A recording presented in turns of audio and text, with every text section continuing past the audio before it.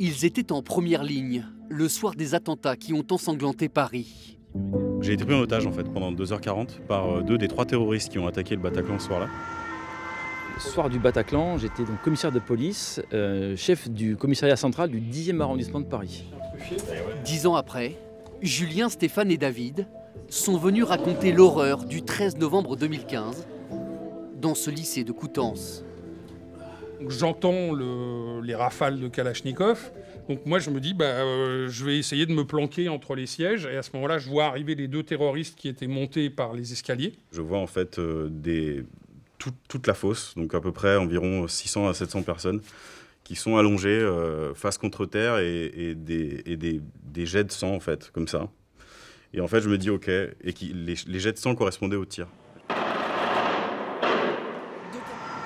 Pendant la prise d'otage et même ensuite, j'arrêtais pas de me dire que c'était pas possible, c'était pas moi qui avais vécu ça.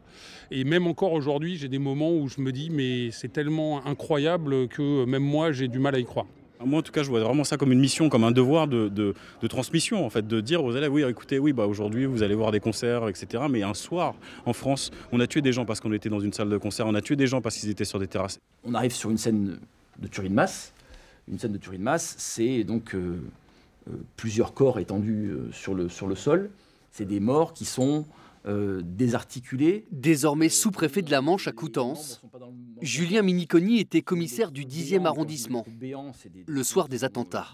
20-25 cm dans le corps. C'est quelque chose qui a marqué une rupture dans ma vie personnelle et ma vie professionnelle. C'est très important de transmettre déjà ce qu'on a vécu pour que cela ne soit pas juste qu'un reportage télé ou que des lignes lues dans un journal. Et qui sont descendus. Plus de 3 heures d'échange et de confidence avec les lycéens. Ça tire au Bataclan.